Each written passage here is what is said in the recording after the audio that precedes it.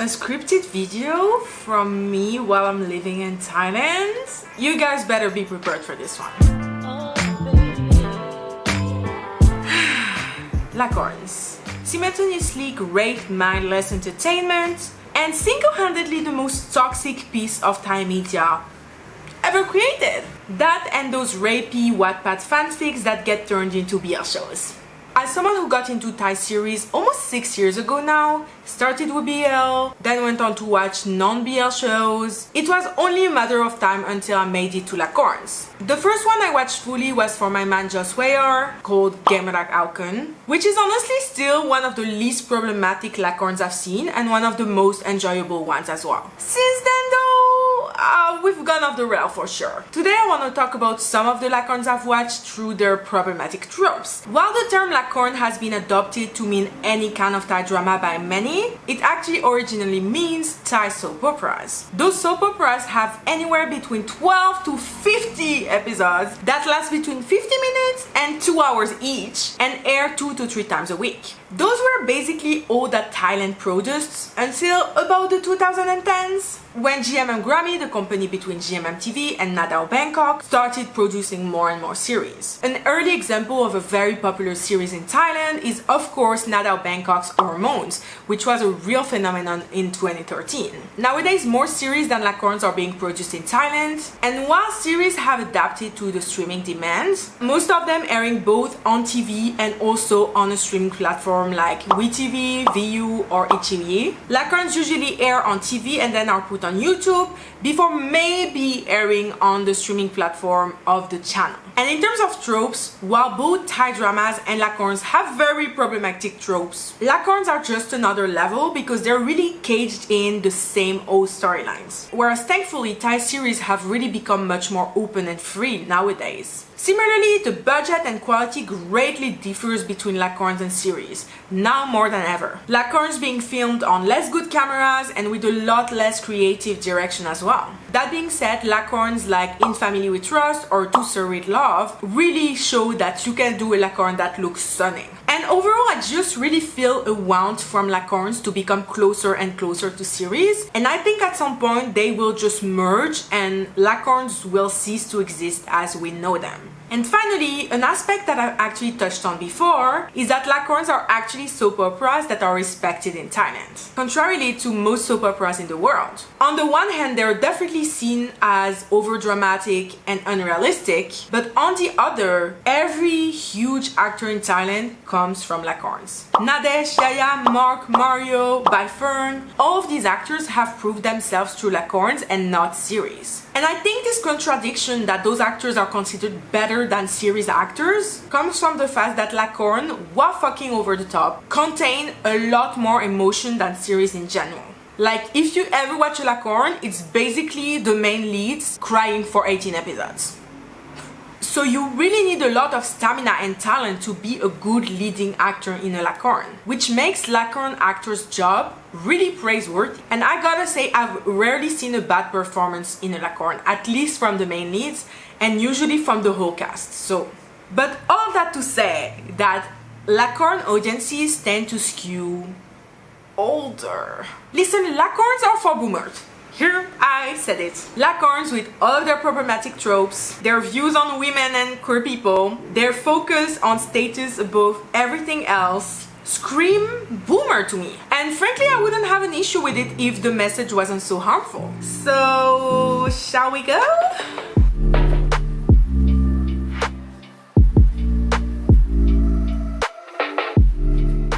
There is nothing more powerful than female pain. All throughout history, men have loved stories where women are in pain.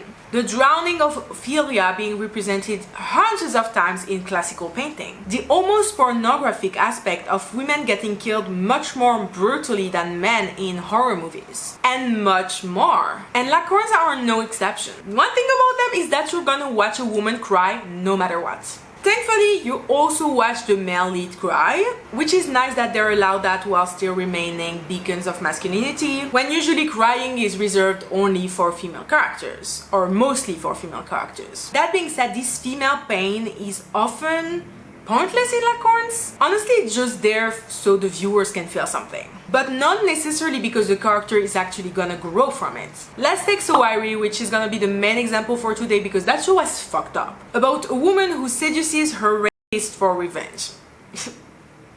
I know, obviously being in the presence of someone who hurt her so much is really fucking hurtful to her. Moreover, having to act like she's in love with him. That makes it so while the woman is trying to get revenge and the man should be hurting, she's actually the one suffering the most. Personally, this kind of mental torture for the female leads was way too much for me to bear, and that's why I stopped the show. In Game Saneha, the woman is the one mean to the male lead, which is usually the opposite, which is kind of nice and innovative. I do like mean women.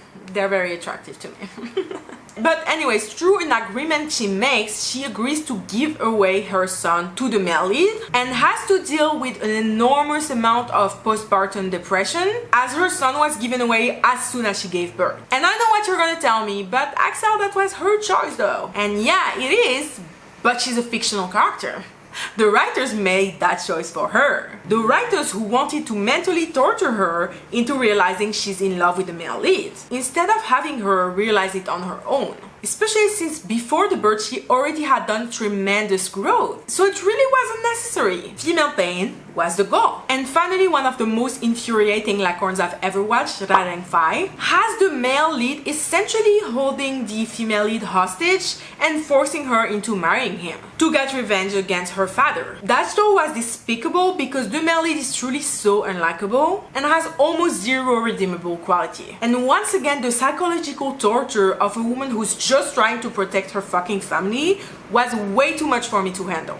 Now, of course, it makes sense that female characters must experience pain, just like any other character would, because lakorns are meant to depict these characters' lives, trials and tribulations, wins and losses, so it does make sense. I'm not complaining about them having crying scenes and all of that. But it's the disproportionate amount of female pain to male pain that I'm complaining about, because it really feels like the driving factors of lakorns is to see pretty women cry, while the male characters are a lot more withdrawn emotionally most of the time. There are exceptions, of course, like Raja Sila, which is one of my favorite lakorns with In Family We Trust and To Serve With Love, where because the story is told from the male lead's perspective instead of the female lead, which is more common, we get to see his pain as much if not more than the female lead. The poor treatment of women in lakorns doesn't stop here though, as their agency is often stripped from them entirely. They are often the punching bags of their family, victims of sexual assault, and many more. The lack of agency of women is, for me, one trope that is a great example of sexism in dramas, because it really shows the wish for men to always decide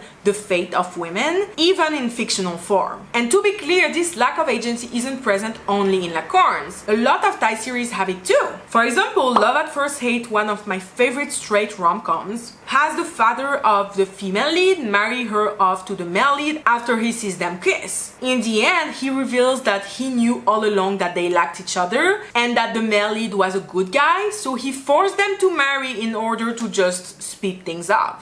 And the male lead was in on it. But anyways, lakorns. This lack of agency is in almost every lakorn and affects pretty much every woman, and it's a theme I find recurring in most Asian dramas in general as a more subtle way to be sexist. The male characters always seem to know better, and the female characters are kind of too emotional and easier to manipulate. And I'm tired. Give me a variety of personalities and characters, not an archetype that's repeated through 90% of lakorns. Oh, and while the female protagonist cries her eyes out, of course she needs a female antagonist. It's really important to note that almost always in lakorns the villain is a woman, opposing the good and innocent female lead with wicked and manipulative techniques. To the Nang Ek, the female protagonist, you have the Nang Rai, the female antagonist.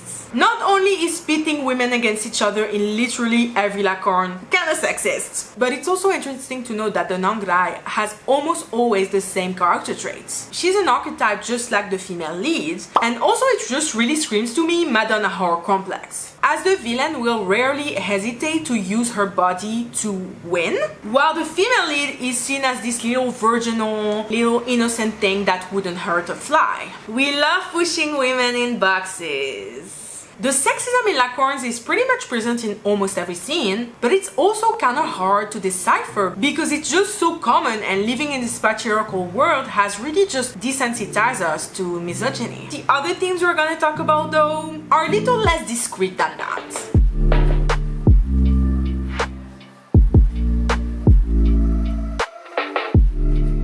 One theme that is overtly present in lakorns, much more than Thai series, is definitely the one of social class. Not only do 99% of lakorns revolve around a rich family that has like a company or an asset of some sort, but the idea of status and social class is really weaved into the plot every time. First of all, lakorns love their story where one is poor and one is rich. It's an easy way to introduce tension and this idea of forbidden love that lakorns love so much. In itself, this trope is not problematic and aims to, on the contrary, show that social classes don't really matter that much. That being said, seeing lakorns repeat the same stereotypes against poor people in every single story sometimes feels like they're not really trying to criticize the structure in place, rather than making an exception for a poor person who shows remarkable character. Especially when lakorns rely on made characters.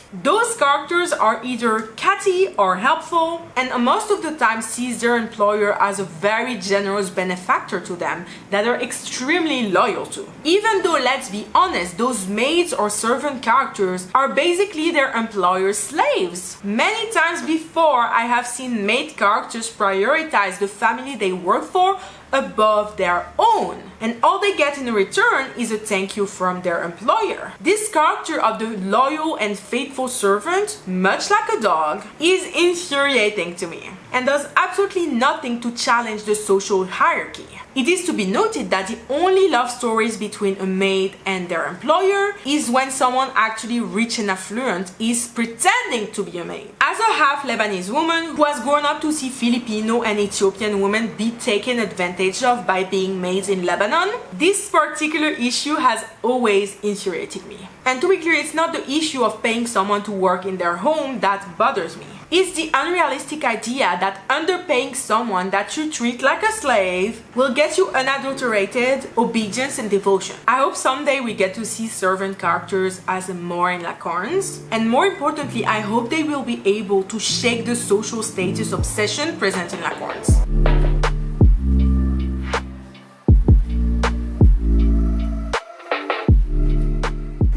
I imagine you guys is surprised at the title of this section. Pregnancy? How can pregnancy be bad? Well, hold my candle. I've talked multiple times before about the extremely bad sex ed present in Thai series. And lakorns just take it even further. First of all, no mention of sex as a pleasurable experience, especially for women. It is often framed as something men want and women put up with just to please them. But honestly, that's literally normal for every Thai drama I've ever watched. Then though, we get to misinformation, which is way more overtly present in lakorns. First of all, when a couple who is not married has sex, you can be assured that they will get pregnant after just one time. The latest example of that is Bad Romeo, where I was surprised to see the male leads have sex in the first episode, where usually it's only reserved for married couples, unless they're the villains. In which case, being promiscuous is used to show how villainous they are. But here it didn't miss! She became pregnant after just one time of having sex. And of course, after the sex, she also acts like something has been taken from her, because sex can never be a good thing for women, and especially not before marriage. In Bad Romeo, the story makes it clear that Kim should choose abortion. She has no financial security. This is a result of a one-night stand she regrets. And the father of the baby is actually helpful and helping her go through the abortion. More importantly, this lakorn is released 1 year after the legalization of abortion in Thailand. And having a character finally go through a successful abortion would have sent an amazing message to its audience. Sadly though, I knew better than to expect that to happen. And obviously she changes her mind and decides to keep the baby. Now, why is that problematic? Well, not getting an abortion is not problematic at all. As it is in fact, though a lot of people forget it, a personal choice. That being said, the fact that in every lakorn ever, every Thai series ever, the female lead never, not once, chooses to have an abortion. and if she does, she always changes her mind last minute, is problematic. In Soiree, the show I previously talked about, the female lead gets pregnant after being raped, yet abortion isn't even discussed as an option. And by the way, this is not just a lakorns issue, or a Thai media issue, or even an Asian drama issue in general. Even in the West, it is extremely rare to see an abortion go through. The portrayal of only one good answer, which is keeping the baby, is biased and frankly propaganda that contributes to the myth that abortions are never a good solution, which is a lie. Moreover, the fact that female leads always miraculously get pregnant after one night of sex in lakorns truly feels like a 5th grader with no basic understanding of sex has written the show. So not only is it annoying from a viewer's point of view that wants a diversity of storylines, but it's a genuinely harmful theme that is spreading disinformation and again just screams boomer.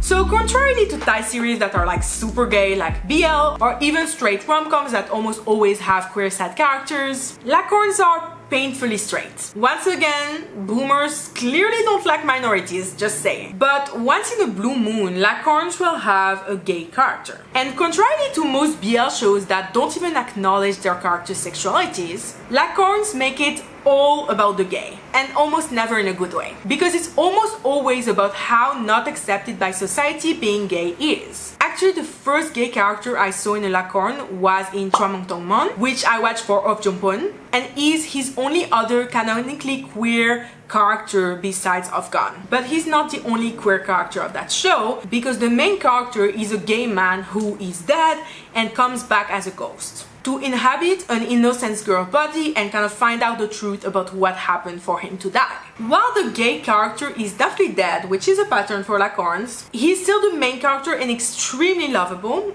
and even the female lead is really not conventionally pretty by Thai standards, as she's not stick thin and she is not super fair skin. And frankly, it's a really good lakorn about like grief and healing, and the ship was surprisingly healthy and super cute. So it was definitely a good start for me for lakorns with queer characters. Now though, there's Golden and The Love Proposal. And what both shows have in common is not only Toi Patompong in the main queer role of both shows, but also a heavy bury your gays depressing story.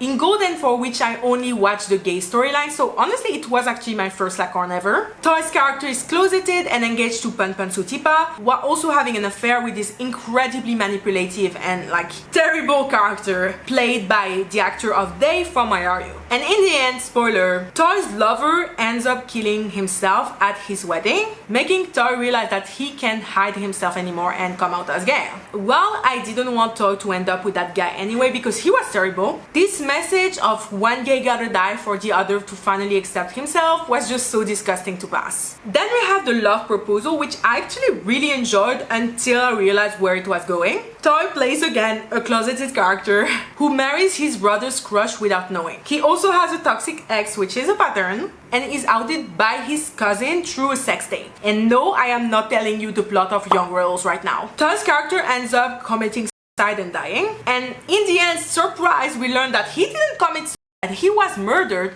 by his ex-boyfriend. So that asshole goes to prison. And I can't tell you the audacity of that show being framed a happy ending because the straight couple is finally together, when the third main character suffered his whole fucking life from being closeted and then got fucking murdered, and the only other gay character is in fucking prison and is a psychopath. That left such a bad taste in my mouth and honestly ruined the show for me. A main aspect of having gay characters in lakorns, and yes, there is only gay male characters in lakorns, because queer women are always forgotten and trans people are only tolerated if they're played by cis actors. But the main aspect is gay pain from society not accepting them, which gets pretty tiring. But a show that does focus on that topic heavily, but is still incredible in my eyes, is To Sir With Love. Here, Tian is the main character of the show and not just a sidekick to the main straight couple. And his love story with Ji-Yu gets the most screen time. The fact that this is a historical drama set in the 1920s also explains the focus on society not accepting Tian much more. And in fact, Tian mentions many times the possibility that a future world would be more accepting to him, which passes the message that today Tian's story would be very different. It is to be noted that in other modern lakorns, the gay character stays mostly closeted because he is in an influential, rich family that is very conservative, so it is a mix of homophobia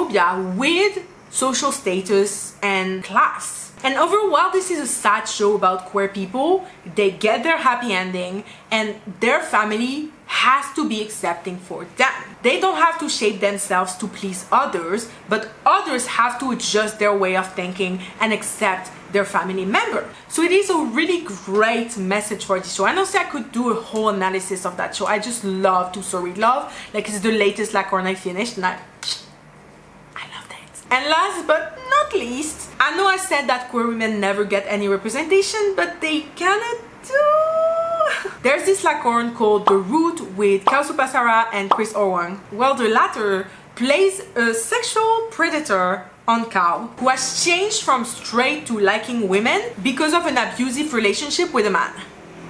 But it's okay because she's gonna meet a man who will fix her insecurities for herself and end up with him. So yeah, as you can see, I'm very, very frustrated by that show. The predatory lesbian trope is tired. And the fact that two actresses are here, and even Peach Pachara is here, like, kind of a slap in the fucking face.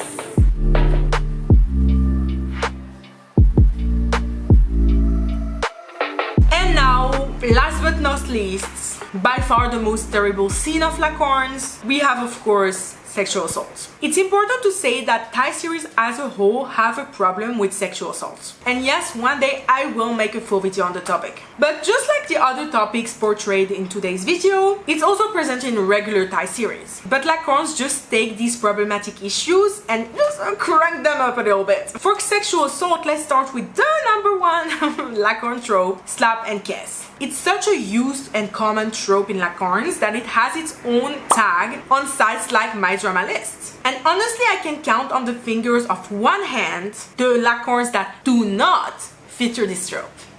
And this trope is exactly what it says in its name. You slap and then you kiss. The female lead will slap the male lead for being a generally terrible person, and because the man can't hit the woman back, he will kiss her instead. By force, of course. As if that made it less fucked up. Both Thai series and lakorns love their forced kisses, which is not surprising at all when we've seen how much they love removing women's agency. But I think what we have here is more insidious than just a forced kiss, which is already fucking bad. But it's equating a slap to a forced kiss. While both shouldn't happen, in most cases, the women are definitely justified in hitting the man because he has just done or said something terrible to her. But in the end, she is the one who is punished with a forced kiss, which is much more invasive and humiliating than a slap. In every case, the woman is the loser in the situation. And obviously these scenes also trivialize sexual assault, which is never okay. But obviously that's not the worst thing in lakorns or even Thai series. The actual is. Now,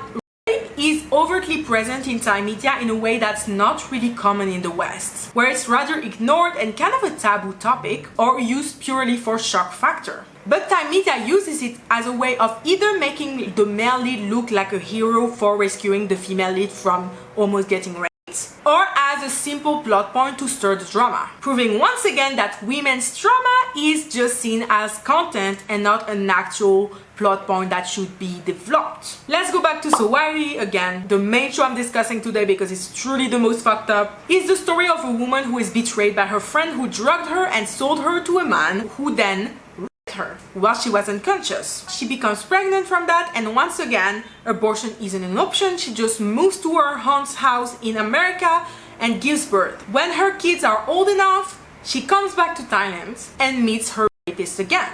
As revenge, she decides to seduce him and try to ruin his life, though she's only hurting herself in the process. I managed to make it through 4 episodes, mostly because of Kimon Wadodom in a side character role, which is the reason I watched this lakorn in the first place, until I realized where the story was going.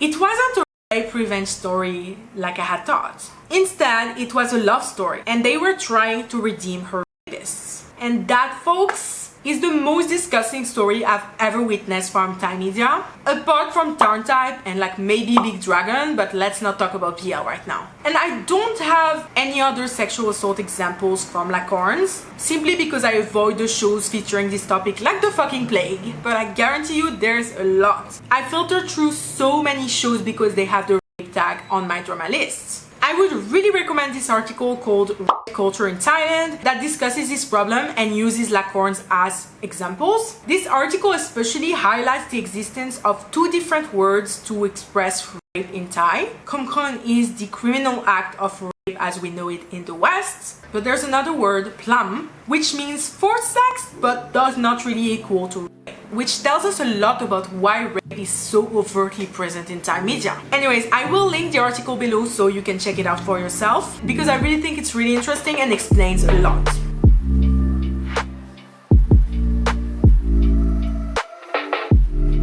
Sexual assault, homophobia, sexism, colorism, classism, all of that is so easily found in lakorns. So why, for the love of God, do I still watch them? So first of all, it's to be noted that I've watched less than 20 lakorns in over the span of 5 years. To put it into comparison, I've watched over 200 Thai series. I also watch lakorns that have either an actor I really love, like Avjumpon or Joswaya, like I mentioned previously, or lakorns that are very popular, like Huajai Sila or To Stir With Love, but have a plot that actually seems interesting to me. But most of all, I'm really particular with the stories I choose. And I'm careful to not choose a story that sounds too rapey or sexist, though that's hard to avoid. But even with all of these choices, the lakorns I've watched, for the most part, still feel like they're slow on the uptake. But I admit that I can overlook these boomer-esque scenes thanks to, first of all, the entertaining factor of Thai lakorns. A good lakorn is an entertaining one, considering the length and number of episodes. And I must admit that lakorn writers are very good at that aspect, especially considering that most lakorns have really just the same tropes over and over again. But secondly, I think lakorns have a very good look on Thai society.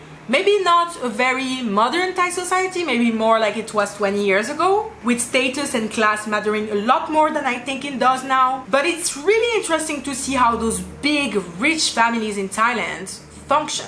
And lastly, an aspect that a lot of K-drama fans and J-drama fans have pointed out once they get into lakorns is that chemistry seems to be Thailand's strong suit. I've rarely seen a bad pairing, be it in a series, but even less in lakorn. Even with a ship that's incredibly fucked up like Radang Phai, the chemistry was fire and really just the only thing that kept me watching. The acting is also often really great. Since, as I said earlier, there's a lot of high tension and highly emotional scenes where the actors can truly shine. And in the end, I think it's mostly the actors that carry the lakorns and make them so enjoyable despite everything. So are lakorn necessarily good? In terms of the message they promote, I would say no. But in terms of being super entertaining and lasting you days, even if you binge watch it, I would say it's still great media. And I would recommend the viewers that have never seen a lakorn to watch some of my favorite ones that I'm gonna list right now.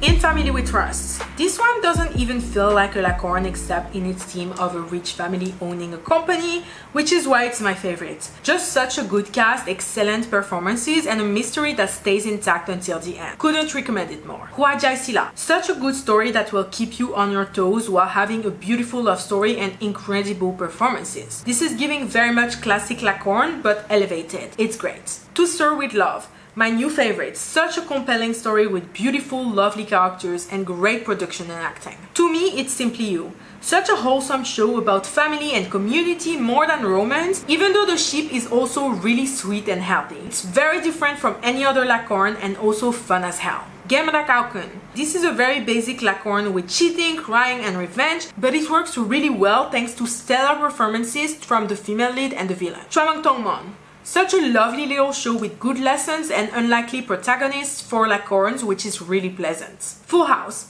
Very long, but a really touching story in the long run that feels more like a K-drama than a Thai show in some ways, so I think many people will like it. Game Saneha. Nothing out of the ordinary, but I like the role reversal of the female lead being the mean one for once. Yutakan. Kinda expecting more from this one as it was super popular in Thailand, but it was just fine. The Crown Princess. Kind of a less good version of Crash Landing on You, and the performances aren't really amazing in my opinion. It's a fine show.